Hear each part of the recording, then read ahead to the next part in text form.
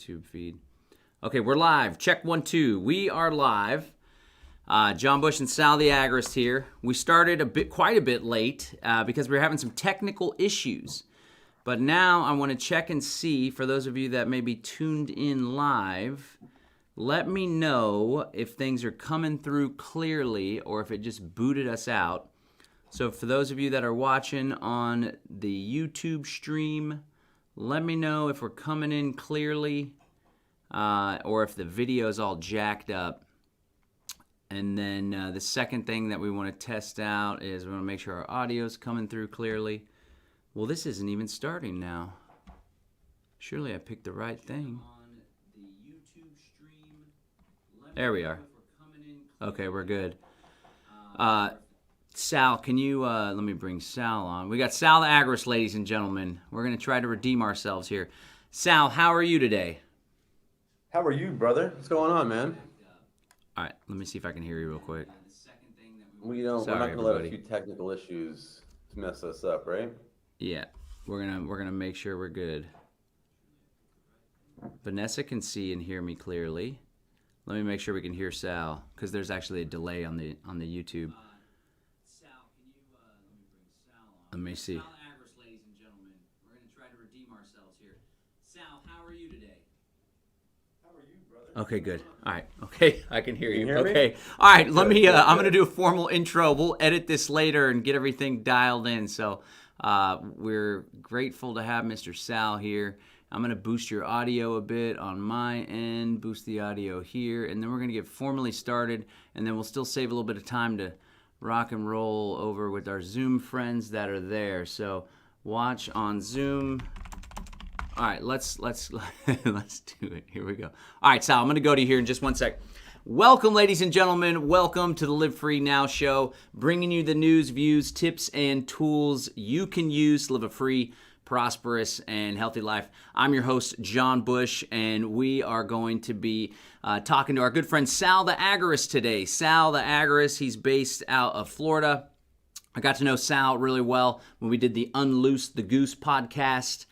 With old Jack Spirko, Nicole Sauce, and several others. But Sal's the go-to guy when it comes to Agorism. Agorism. I'll let him give his definition of what that is. He's also an entrepreneur and quite the rebel, and he's very fond of using cryptocurrency. In fact, he's a big Bitcoin Cash guy. I'm a Bitcoin Cash guy myself. But we'll talk about cryptos and why Bitcoin Cash and what's going on with Bitcoin and all things that are good. Let's go ahead and bring up Mr. Sal here. Sal, how are you today? How are you, my friend? Good. It looks like we have What's going on? We got a little bit of a delay, but we're going to keep rocking it. Let me turn the volume down so there's no echo here. Okay, cool. So yeah, if you'll just introduce yourself and take your time, because I got to go run and grab some headphones real quick. But where did you learn about this whole Agorism thing? What does Agorism mean to you? And tell us a bit about your businesses as well.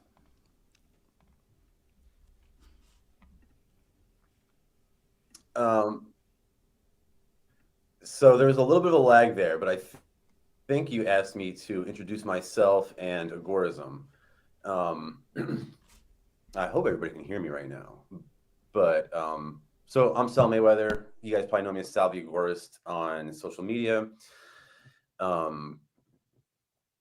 started out as a Republican, as embarrassing as that is, and Ron Paul. I was actually watching the Ron Paul debates, and in like 2008 or 2012. And that's what convinced me to stop being a Republican. I was like, wow, the only person making any sense on that stage is the old person that I'm supposed to think is crazy. Let me look more into him. And it was his economics that really did it for me. That's what really kind of pushed me into following him. So I looked up who his economic advisors were. And I found two guys, Walter Block and Peter Schiff. And I started like watching YouTube videos. I'm watching Walter Block like give academic lectures on like Austrian business cycle theory, and I'm listening to Peter Schiff talk about the, market side of things, and everything just sort of coalesced, and everything just made sense. Had that information when I learned about Bitcoin in like 2011, 2012. I was ready. I knew that this was going to be huge. I saw the writing on the wall, and one thing led to another, and here I am today. It was certainly the best decision that I've ever made was to get involved in cryptocurrency. I encourage others to do the same, not to get rich or to make money, but to get free and to get liberty. That's what the point of using these alternative currencies is. So that's just a little bit about me, who I am, and how I got into agorism. Thank God. Right on. Okay, cool. And can you contrast? I know everybody's getting all crazy right now with the political season going on, but why do you think politics is fruitless, and we should instead build the counter economy and take responsibility for creating freedom into our own hands? You have it with me, of course. I should, but I wrote a book called Anti-Politics, which is all about what you just asked. So I would say that, like, if politics could create a state of liberty, it would have by now, right? We've been playing politics for what, thousands and thousands of years, right? If it could create freedom, it would have by now. Instead, it's created the opposite, right? It's created our current situation of corporate fascism. So yeah, I don't think it's going to work. I think it's absolutely bonkers that people keep playing these games, participating in these rituals. It'd be like, imagine if you're getting extorted by somebody in the mafia and you want it to stop. If you went to the mob boss and you said, hey, your guy is extorting me, can we stop this? Do you think that's going to work out well for you? Of course not. He's going to be like, I'm the guy making the money from the extortion. So why would I stop the extorting from going on? And that's exactly what happens with the government, right? Why? You can't petition your abuser to stop the abuse. That's never worked a day in human history before. So I don't see it working anytime in the future. But we do know what works, right? To contrast, you can't pass a bill. Nakamoto's white paper essentially did end Fed for people who use cryptocurrency, right? 3D printers, Cody Wilson. They can't, we have the Second Amendment, although they pretend that that's not even there. But, the 3D printer has done more to secure gun rights than every bill, every dollar donated to the NRA, every bill passed by a Republican congressman. And it goes on and on and on, right? Tokenization has done more to stop the SEC than legislation has. Growing your own food and homesteading has done more to guarantee food security than the FDA or CDC ever has. And, we can go on like this, in this sort of endless fashion. And this is how we're going to get free. It's by individuals taking control of their own lives. It's sort of absurd to me that I hear libertarians, they want this like libertarian world. They're trying to convince the whole world to become Rothbardians. Why? That's not individual liberty, right? Worry about yourself and, lead by example. And I think that's how we will eventually get to a state of freedom. Right on. And what would you say is the state? A little bit long-winded, but no, you're good. We like long-winded. What would you say is the state of the counter economy these days? I know there's a lot of evidence that during the Soviet Union, the counter economy was strong over in Russia, right? Of course, we have increasing regulation. No matter who's in power, the regulations always build and build and build. And even though Trump has platitudes to deregulation, there's so many regulations at the state level as well. What would you say is the state of the counter economy? Do you see it growing? Do you see more people getting involved, more people becoming aware? Could you riff on that? So the state of the counter economy is strong. It's very strong. We can tell this by looking at where the enemy is directing fire, right? Where the state is, look at what they've done to the cryptocurrency community over the last 3 years, 2 years, not even. They're under fire. They know that. So now they're returning fire. And we expected this. We knew this was coming in 2012. They arrested Roger Ver, Richard Hart, CZ. They're shutting down exchanges. They're going crazy with the KYC requirements. There's international cryptocurrencies that could barely even they can't really do business in America because of the regulations here. It's out of control, but that's good. It means that they're shaking, that they know that they're in trouble. And it means that they know that their monopoly on the issuance of currency is near its end. the same thing goes with like 3D printers and stuff. Like we see California running laws to stop 3D printed guns, to try and stop 3D printed guns. Good luck. It'll never happen, right? Once the technology is out there, once Pandora's box is open, you can't put that genie back in the box, right? So financial freedom is here. There's nothing they can do to stop it. We have 3D printers, we have tokens, we have all sorts of applications for the blockchain to stop these people. They are hitting us, yes, no doubt about it. But again, this is a war, right? We expected this. We knew this was coming. Every time that they create a new regulation, the Agorists will create a way around it. So, we're going to keep playing chase, but in the end, they lose and we win. And we know that that's how this turns out.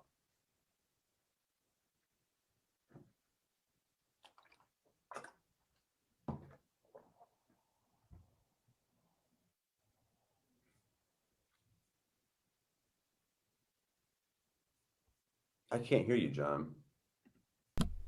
I had it on mute. It There we seems go. Now, as now I gotcha. yeah. Don't mind the technical difficulties, folks.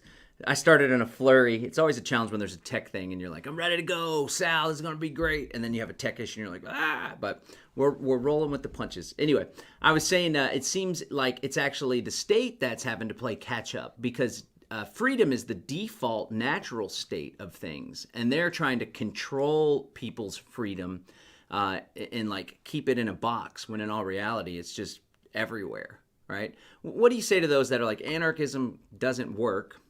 We can't have anarchism or voluntarism.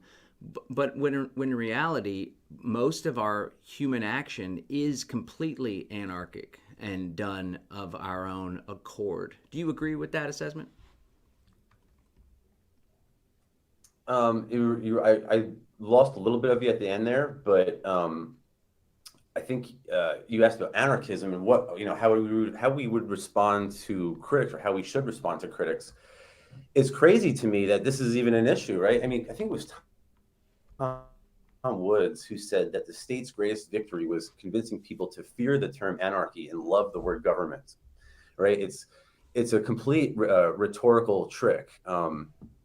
People hear anarchy and they think like, bomb throwing and riots and stuff like that. That's what we have under the government, right? That's what our current state of affairs is. We don't live under anarchism. We live under corporate fascism, and that's where the riots are taking place, right? That's where people are getting shot, children are dying, there's genocides going on.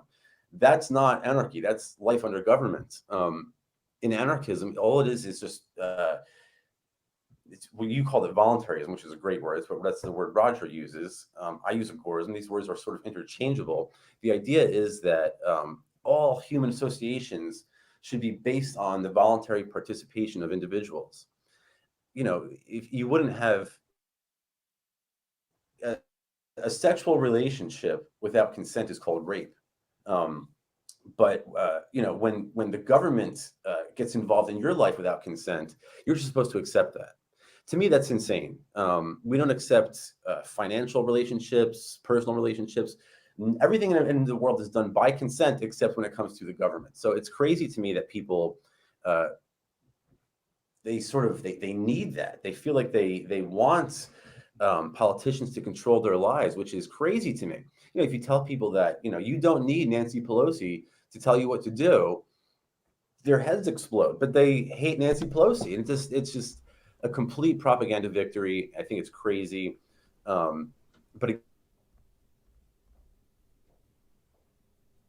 again, we win by showing an example. That's what I try to do every day. Logical or philosophical Rothbardians, like ideological Rothbardians overnight, it's not going to happen. But you can show them that, hey, using cryptocurrency, starting your own business, growing your own food, these are the ways that you can have freedom right now. You don't have to wait for a Congress to pass a bill. The Senate doesn't have to do anything. You just have to, a light bulb goes off and you accept it in your head. Liberty is here. It's not something that exists outside of us. It's within us. And it's up to us to claim that freedom, that liberty that belongs to us. It doesn't belong to Chuck Schumer. It's here. It belongs to you. So we'll have to claim that. And, it's just, we just have to reach out and accept what's already ours. I love it. Well said. Well said.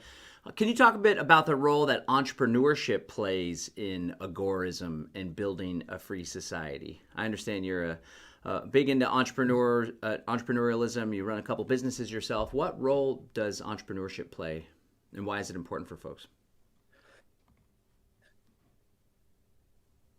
So it's inseparable from agorism, right? All agorism is entrepreneurial, but not all entrepreneurship is agorist, right?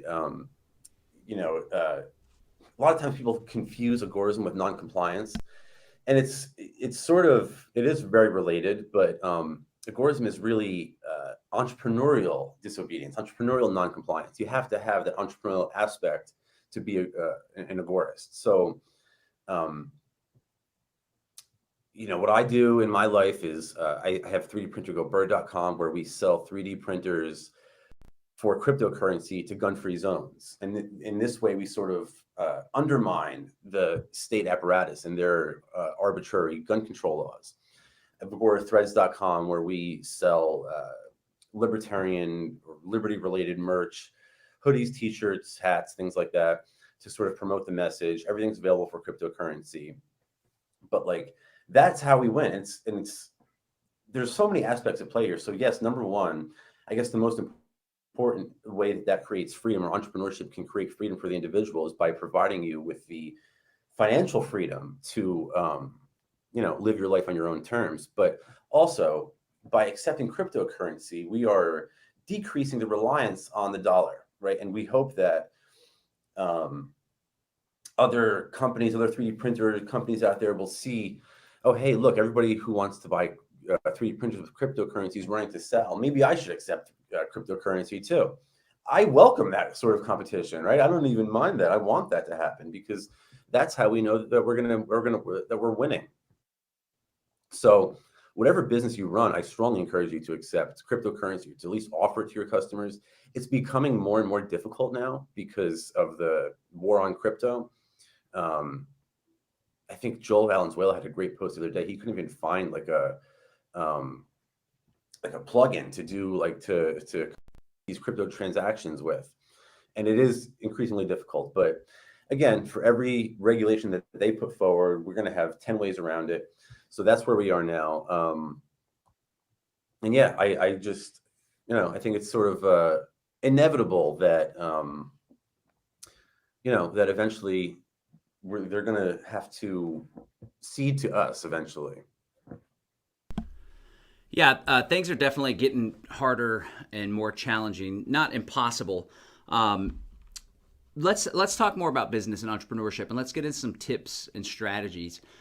If somebody doesn't have a business, but they recognize that it would be important to start one thing that I teach folks is, even if you're retired, or especially if you're dependent on Social Security, it's important to have an outside the system stream of income, because eventually the Social Security or retirement account cash outs, they may be central bank digital currencies and come with strings attached. So you don't want to be caught completely dependent on those resources if those resources can be leveraged in order with strings attached to control and manipulate you. So if somebody's just getting started, they want to launch a side hustle, they're not exactly sure what to do. It doesn't have to be a full-blown, full-time business, but what are some things that you would encourage them to consider, to think about? Or do you have any advice on some business ideas that may be simple for somebody just to get started? What are some starter simple things to get involved with? So there's so much at play there. Number one, and it sounds so cliche, but it's so true. I tell people all the time, if you can find a way to monetize what you're passionate about, you won't ever work a day in your life. That's the honest to God truth. I love agorism. I love the battle of the ideological battle that goes on within the libertarian community and even like the larger political community. So like, I'm very passionate about it.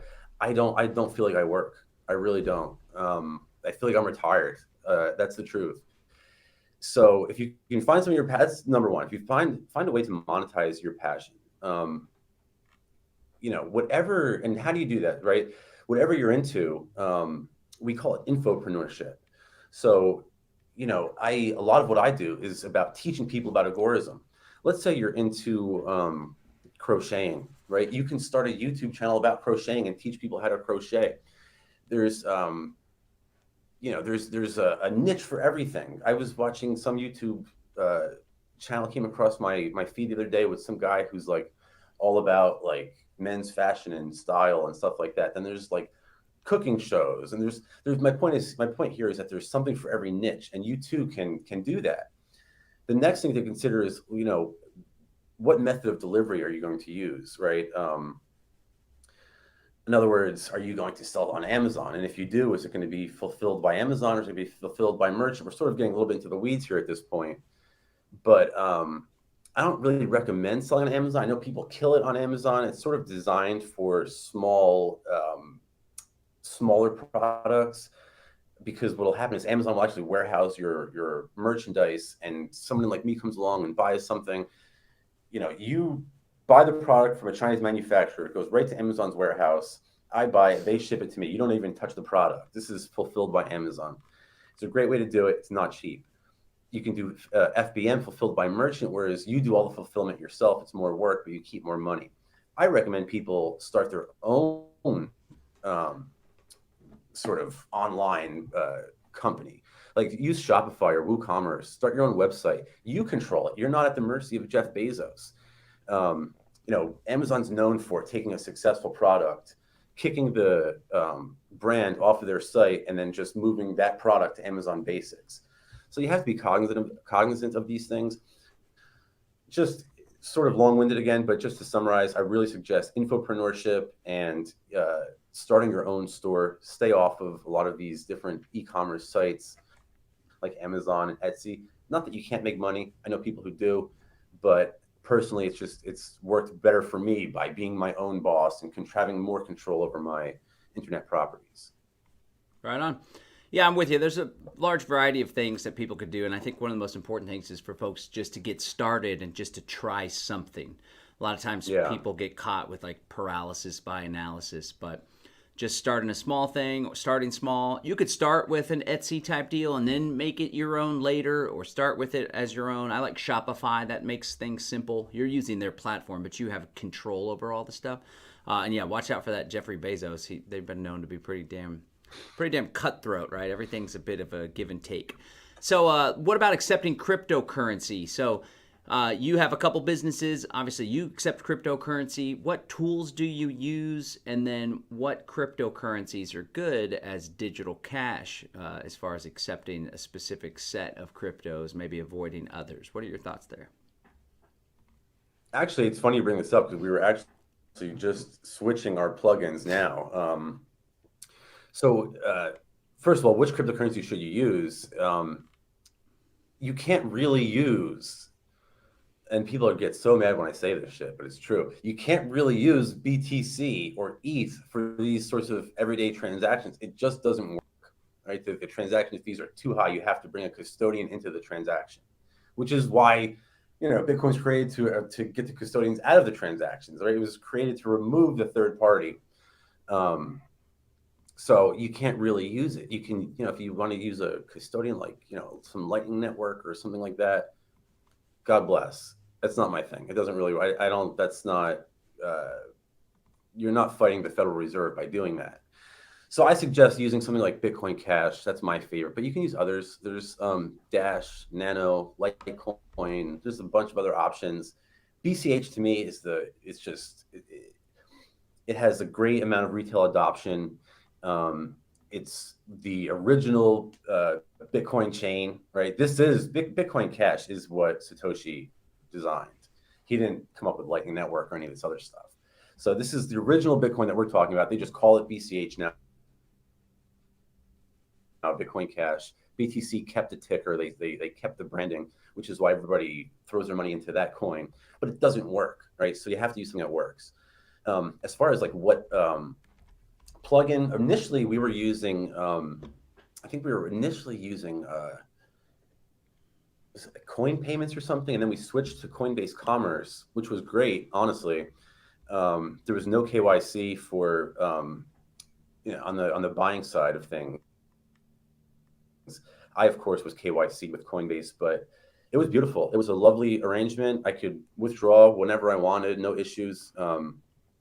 But now they have actually just switched that because of U.S. regulations. Uh, they like, it was non-custodial. Coinbase Commerce was non-custodial. So if you bought something from me, you bought a 3D printer, that money went right into my account. Right, I had it. Now it goes into Coinbase's account, which I don't like that. So we're actually in the process of switching our payment processors now. And I think I mentioned that Joel had a post on X. Joel Valenzuela, who's active in the crypto community, I think John's probably friends with him as well. He had a post where he was like searching for the right plugin, and I think it's a very interesting discussion. You guys should go check that one out. But I think he had some interesting thoughts and suggestions in there. I believe that in the thread they finally did settle on one that was like non-custodial, no KYC. But there's literally only one payment processor at this point that we can use. Yeah, it's rough out there. I use Blockonomics. Blockonomics. It's non-custodial.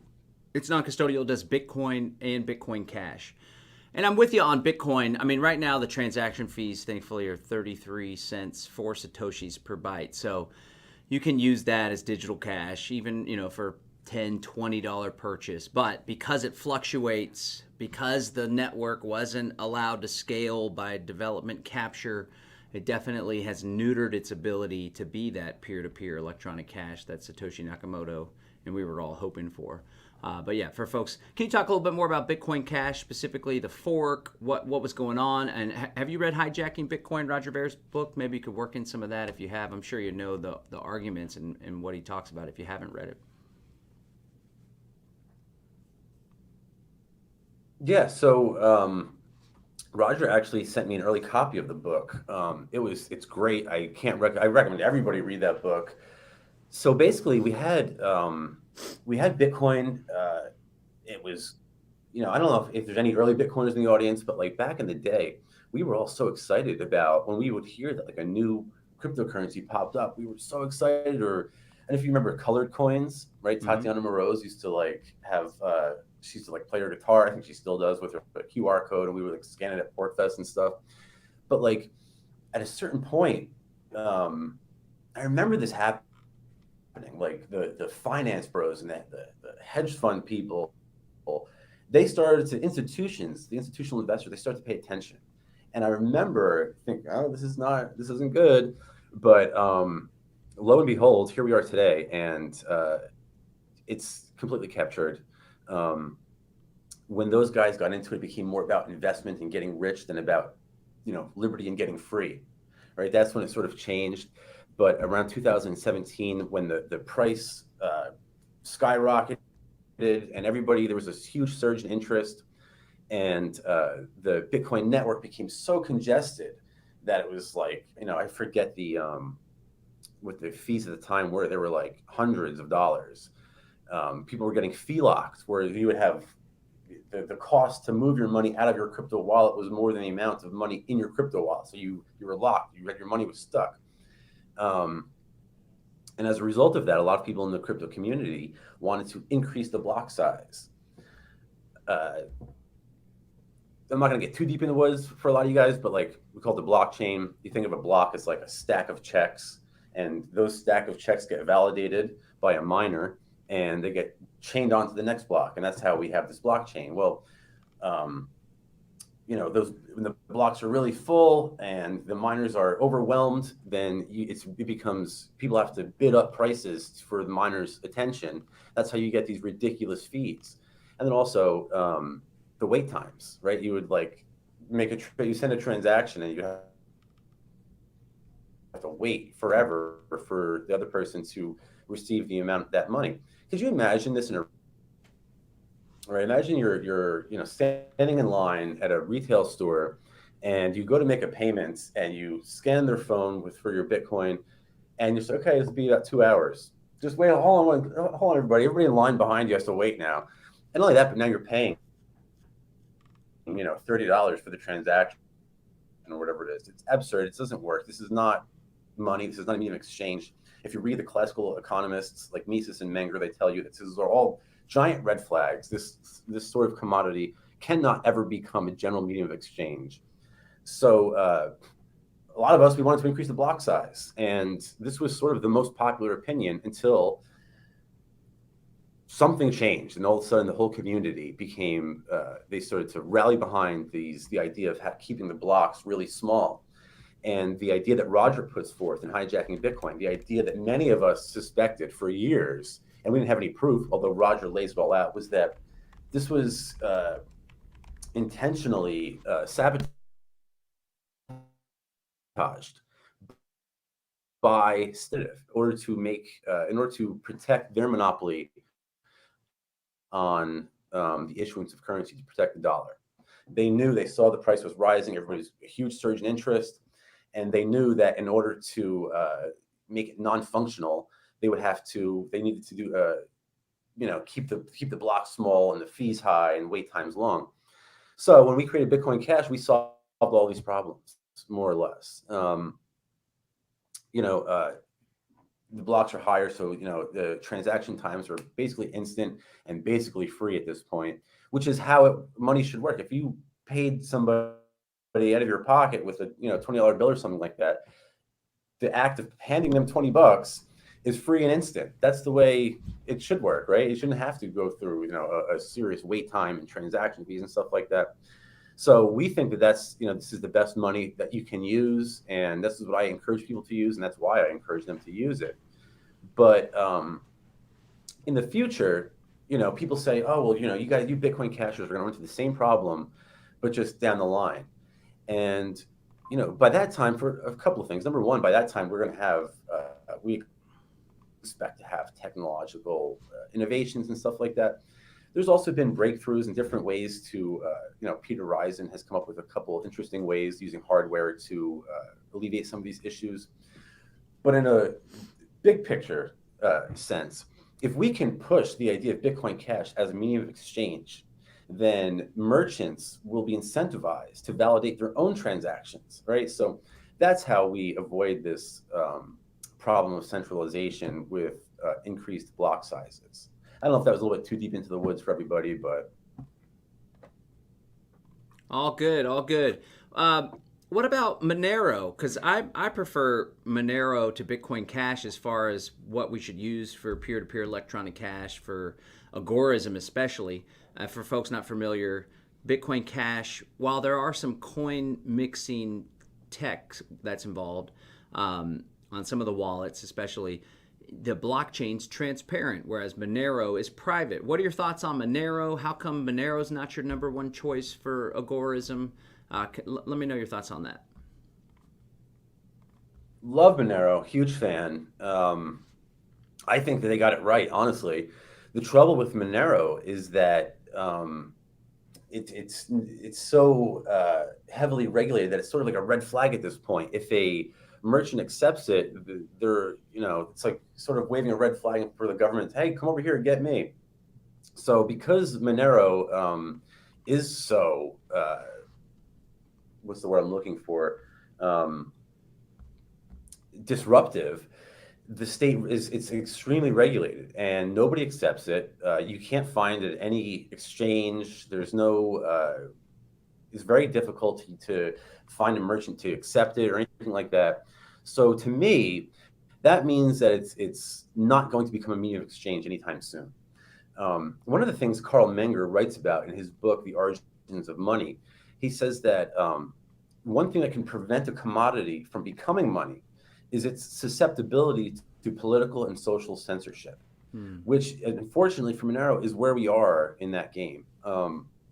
So if the merchants can't use it, if people can't acquire it and dispense with it in an easy way, it's probably not going to become a medium of exchange. I love it. I hope it does. I think that they got it right, like the privacy aspects of it. That's because you're right. Bitcoin and Bitcoin Cash, they are not anonymous. They're pseudonymous. But more importantly, that means that they're not fungible, right? Like one, I don't like using Bitcoin.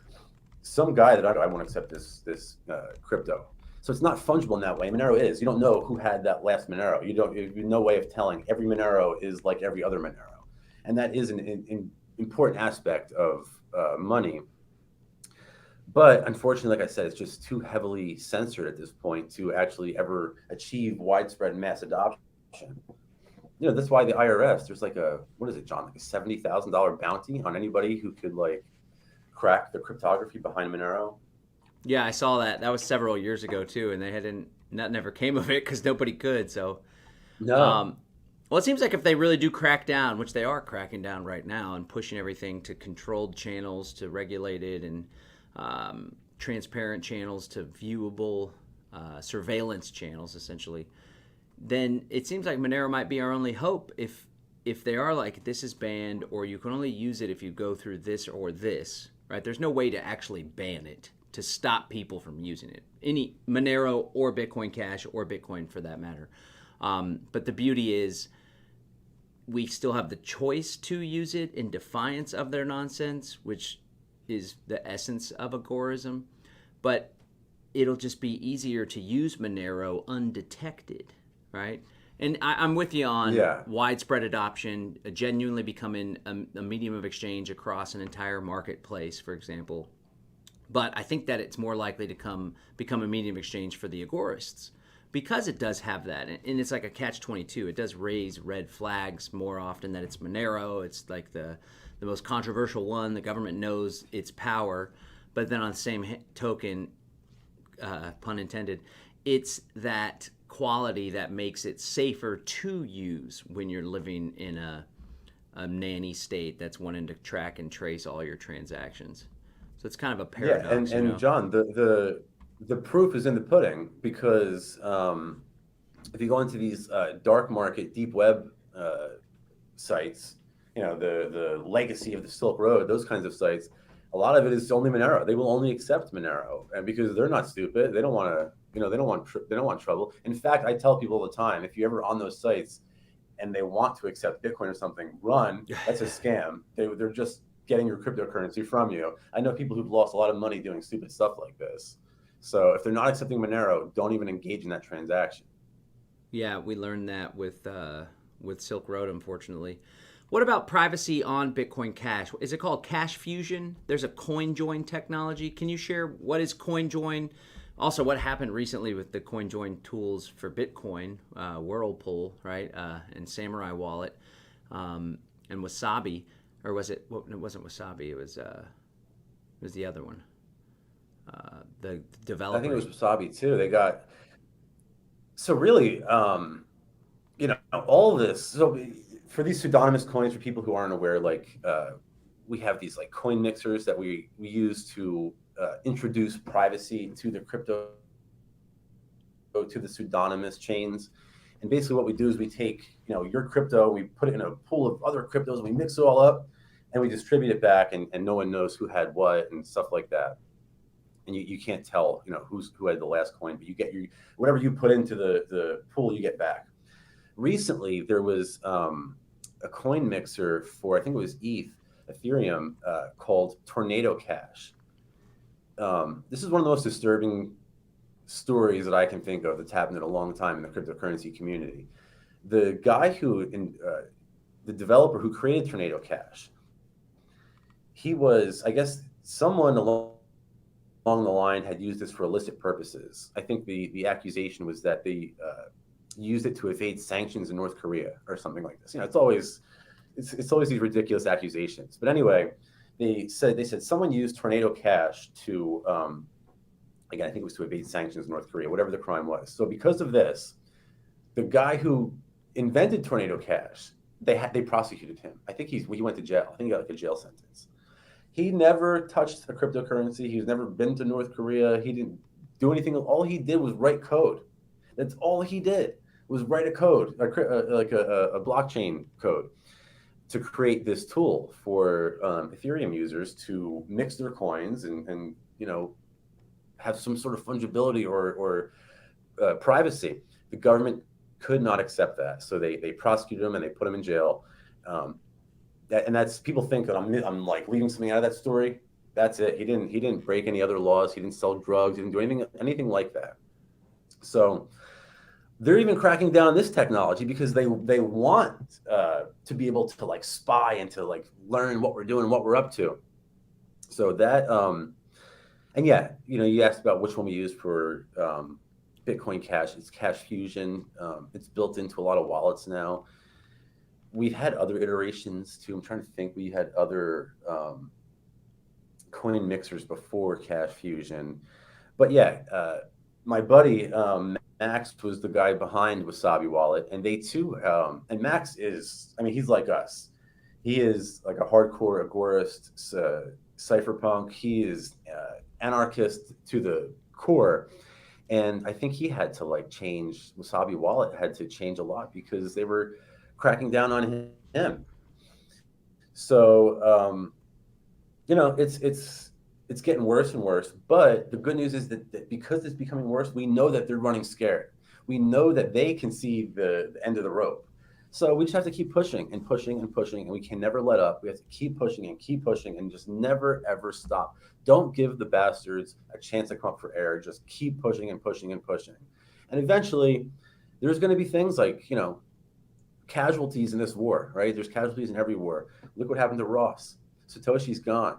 Cody's been prosecuted for bullshit crimes that, nonsense. Look at Julian Assange, what they've done to him. This is going to continue, and we have to accept that. Our forefathers died on the battlefield for freedom, or that's what they thought they were dying for, right? Well, we don't even have to do that much. We just have to, start black market businesses and just ignore them, right? That's what we have to do. That's our burden. So, it is what it is, but the war is going to continue, and we're going to win in the long run. We have to keep that optimistic outlook, though. I think that's important. Yeah, that does make a huge difference in the quality of life that we enjoy in the meantime as well. It was Samurai Wallet I was referencing earlier, but I think Samurai and Wasabi were both using the Whirlpool technology, and the Samurai guys got in some trouble too. It's a wild world out there. Okay, let's before we let you go, and then we're going to switch to the Zoom audience. We got a couple folks that are hanging out there still. What is your favorite way to acquire cryptocurrency without having to do KYC? Great question. So the best way to acquire cryptocurrency is hands down to earn it, to be paid for it in receipt for goods or services. That's the best way. There's no KYC involved. It's peer-to-peer. That's number one. If you can't do that, if you're averse to entrepreneurship, I would encourage you to change your mind, to reconsider. But if you're averse to entrepreneurship, the next best way, I would say, is to use these decentralized exchanges. There's a number of decentralized exchanges out there, different types of DEXs is what we call them. The most decentralized exchange are these peer-to-peer marketplaces. Like, I don't even know. Everything is so under fire now. I'm not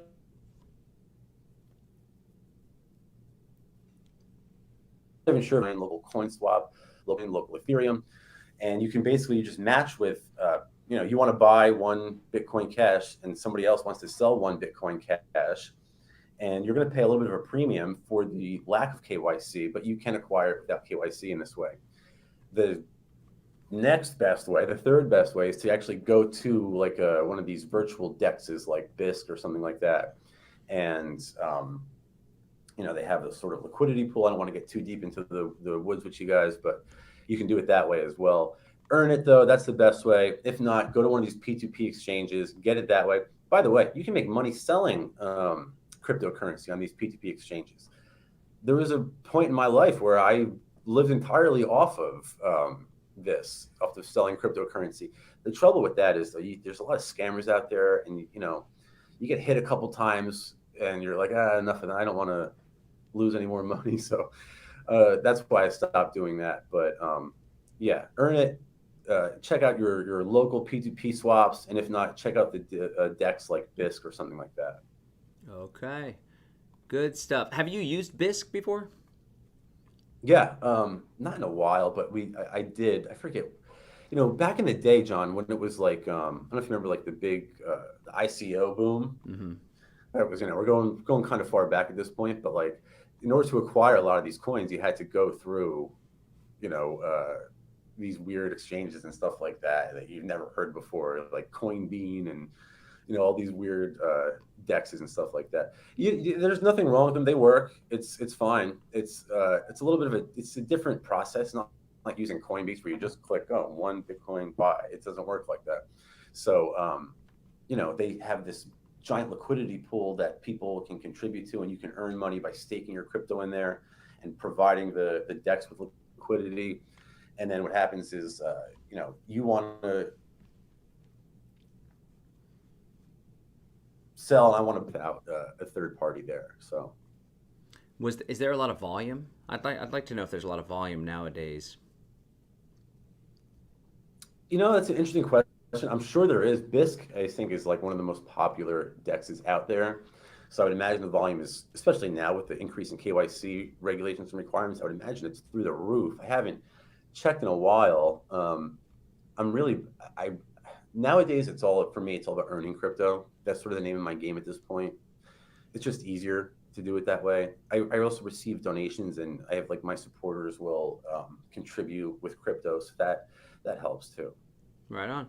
Okay, cool. Before we let you go here for the stream on YouTube, can you share a bit about some of the websites and how folks can stay in touch with you?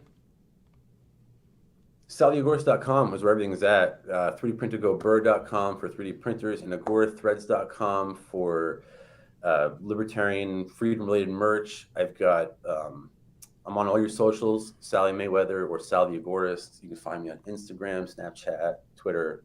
I got thrown off of Facebook. I got unpublished from there, but otherwise, you can find me everywhere else. That's a real rebel.